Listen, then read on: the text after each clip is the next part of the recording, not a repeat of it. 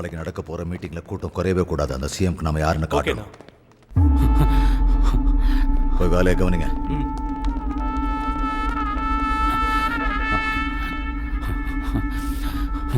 நம்ம ஊர்ல பனி ஏதாவது பெய்யுதா? பட்ட பகல் எப்படி நடுங்கிட்டு இருக்க? போன் கொண்டா. ஒரு சீதாராமராஜு இருந்தால் லட்சக்கணக்கில் சீதாராமராஜு உதயமாவார்கள். ஒவ்வொருவரும் தனி படையாக மாறி இந்த பிரிட்டிஷ் சாம்ராஜ்யத்தை அடியோடு அழிப்பார்கள். சீதாராமராஜு தனி மனிதன் அல்ல, அது ஒரு சக்தி. உடனே அங்கு சுடாதே, இங்கு சுடு. இவரோட பேர் என்னன்னா? அல்லூரி சீதாராமராஜு. நம்ம ஊர்ல கொண்டனடி பூச்சி காடல அல்லூரி சீதாராமராஜுவை நான் பார்த்தேன்னா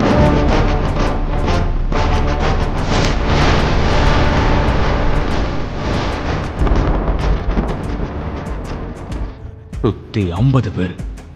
கையில கத்தி இல்ல, துப்பாக்கி இல்ல, ஆனா வெறப்பா நின்னானா அப்படியே இப்பற மாதிரியே மல்ல விட்டுருச்சு. நீ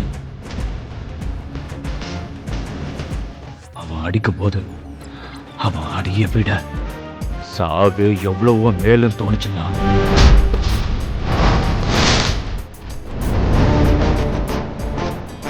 பத்து பேர் அடிச்ச உடனே அடுத்தவன் நின்று இருக்கணும். நான் நிக்கல, ஓரமா போல.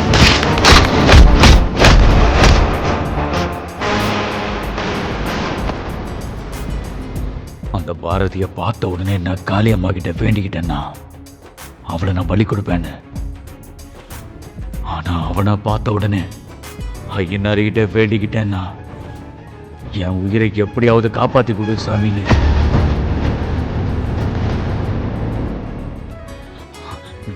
நம்ம ஊர் சென்டர்ல மானமே போச்சுன்னா நான் வீட்டுக்கு போக மாட்டேன். நான் இங்கே தான் இருக்க போறேன்.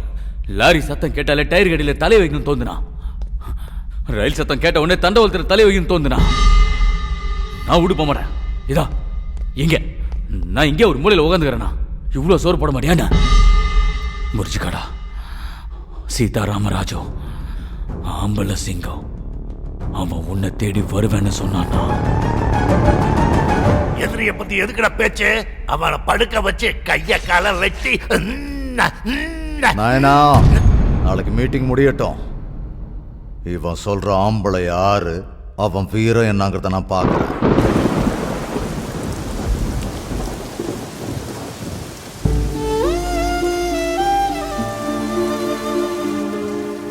இது வரைக்கும் தப்புன்னு தான் நான் சொல்லியிருக்கேன். ஆனா வாழ்க்கையில முதல் முறையா ஒரு தப்ப ரைட்டுன்னு சொல்ல வச்சுட்டான் அவன். Collecting of packages and remaining samples are considered as Bharathi. அப்படி என்ன நடந்துச்சுன்னு அவன் சூசைட் பண்ணிக்கிட்டான் சித்தப்பா. அதமா எனக்கு ஒண்ணும் புரிய மாட்டேங்குது.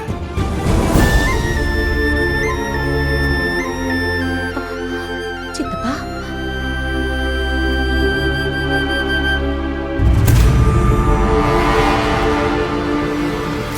நல்ல காரியம் நடக்கும்போது இடது கையில கொடுப்பாங்க. பரவாயில்ல விடுங்க சித்தப்பா, அவனுக்கு இடது கை பழக்கம்.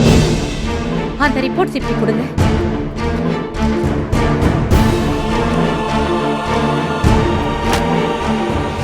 ரவிது சூசைட் தானே நீங்க எப்படி டிக்ளேர் பண்ணீங்க சார்? உங்களுக்கு கண்ணு தெரியலையா? கையை அறுத்துக்கிட்டு செத்துருக்கான். இடது கை பழக்கம் உள்ள அவன் எப்படி பழக்கமே இல்லாத வலது கையை வச்சு 4 சென்டிமீட்டர் ஆழத்துக்கு அறுத்துக்கிட்டான் டாக்டர். இதுக்கு பின்னாடி யார் இருக்காங்க? அதெல்லாம் என்கிட்ட கேட்டீங்கன்னா அப்படி நீங்க போய் போலீஸ் ஸ்டேஷன்ல கம்ப்ளைண்ட் பண்ணிக்கங்க. சார், கண்டிப்பா இது சூசைட் கிடையாது, மர்டர். இமிடியேட்டா இன்வெஸ்டிகேஷன் ஆரம்பிங்க. இந்த கேஸ்ல பெரிய பெரிய ஆளுங்க சம்பந்தப்பட்டிருப்பாங்க. நாமெல்லாம் மிடில் கிளாஸ் ஃபேமிலி சேர்ந்தவங்க. நமக்கு எதுக்குமா இந்த வம்பெல்லாம்? சார், அந்த கம்ப்ளைண்ட் கொடுங்க, நான் கிளம்புறேன். இந்த லேடிஸ் இருக்கிறாங்களே, சொன்ன விஷயத்தை டக்குன்னு புரிஞ்சுக்குவாங்க. நான் இதை உங்க மேலதிகாரி கிட்ட கொடுக்க போறேன். இந்த லேடிஸ் இருக்கிறாங்களே, ஓவர் ஆடம் கடைசி வரைக்கும் விட மாட்டாங்க. அந்த கம்ப்ளைண்ட்டை இப்படி கொடுங்க. உங்களுக்கு என்ன வேணும்? Coffee, tea? கிளாரிட்டி. என்னை எதுக்காக கூப்பிட்டீங்களோ அந்த கிளாரிட்டி. மேடம் ப்ரொஃபசர் இல்லையா, பாயிண்டோட பேசுறாங்க. நீங்க பொலிட்டிஷியன் இல்ல, பாயிண்ட்டை விட்டுட்டு மத்தது எல்லாத்தையும் பேசுவீங்க. அதாவது சூசைட் இல்ல மர்டர்னு போலீஸ் ஸ்டேஷன்ல கம்ப்ளைண்ட் கொடுத்துருக்கலாமே, அதை வாபஸ் வாங்கிக்கோங்க. அப்படின்னா இதுக்கு பின்னாடி இருக்கிறது நானே தான் நிறைய தப்பு பண்ணியிருக்கேன், அதை விட்டுருங்க.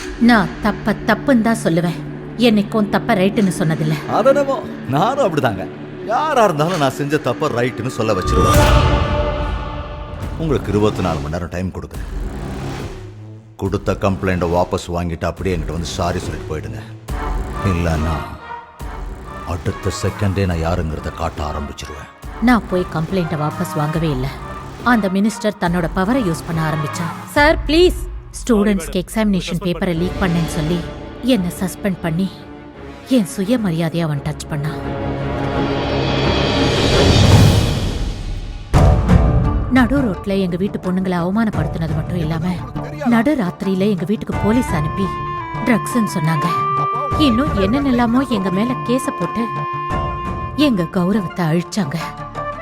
மாப்பிள்ளை வீட்டுக்காரங்களை பயமுறுத்தி நடக்க வேண்டிய கல்யாணத்தை நிறுத்தி என் பொண்ணு வாழ்க்கையே நாசம் பண்ணாங்க.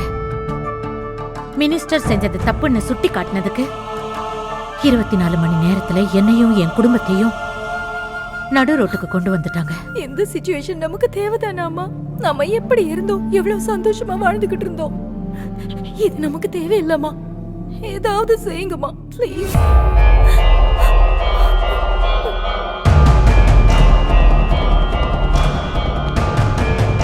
சார், நான் கொடுத்த கம்ப்ளைண்ட்டை வித்ட்ரா பண்ணிக்கிறேன். கொடுத்துருங்க sir.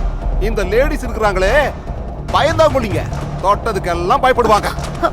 Thank you sir. Sir, police ஸ்டேஷன்ல இருந்து கம்ப்ளைண்ட்டை வாபஸ் வாங்கிட்டு வந்துட்டேன். வாத்தி, நான் கிளாஸ்க்கு லேட்டா வந்தா எனக்கு என்ன பனிஷ்மெண்ட் கொடுப்பேன்? வெயில நிக்க வைப்பேன். வாத்தியாரம்மா லேட்டா வந்தா நீக்க சொல்லு. Sir sir please sir. Sir நீங்க சரிம்மா.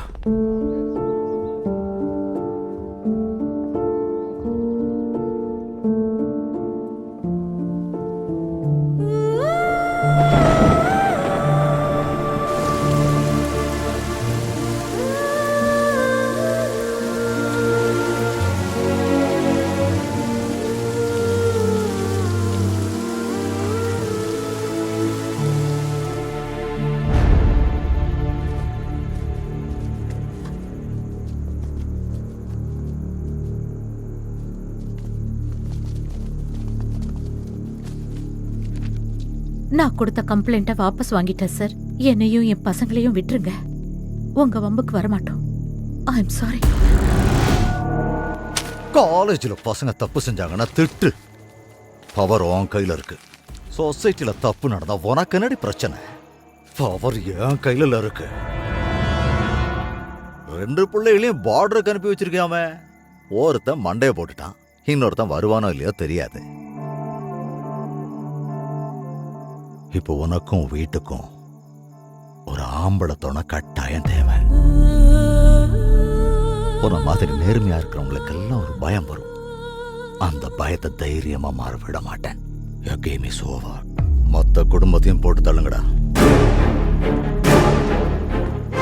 என் பசங்களை எப்படியாவது காப்பாத்தணுங்கிறதுக்காக அன்னைக்கு எப்படியோ அங்கிருந்து தப்பிச்சு வந்தேன். என்கிட்ட இப்ப 2 கேள்விக்கு பதில் கிடையாது தம்பி. எந்த தப்பும் செய்யாம நாம எதுக்காகமா ஓடிக்கிட்டு இருக்கோம்னு இந்த குழந்தை கேட்டா என்கிட்ட அதுக்கு பதில் இல்ல. இவங்க எல்லாரையும் காப்பாத்தணுங்கிறதுக்காக தானே என் 2 பசங்களையும் நான் பார்டருக்கு அனுப்புனேன். அப்படி இருக்கும்போது மினிஸ்டர் என்ன ஒரு கேள்வி கேட்டான். உன் வீட்டுக்கு ஒரு ஆண் துணை தேவைப்படுதான்னு. அதுக்கும் என்கிட்ட பதில் இல்லை.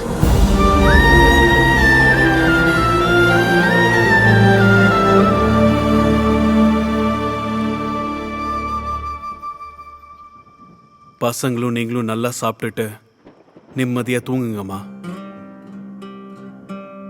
24 மணி நேரத்துல உங்க எல்லா கேள்விகளுக்கும் பதில் கிடைச்சிருமா? ஆனா ஒருவேளை என்னால உனக்கு இதே இடத்துல உங்க பையன் இருந்தா யுத்தத்துக்கு போன்னு அனுப்புவீங்களா, இல்ல வீட்டுல உட்கார வச்சுப்பீங்களா?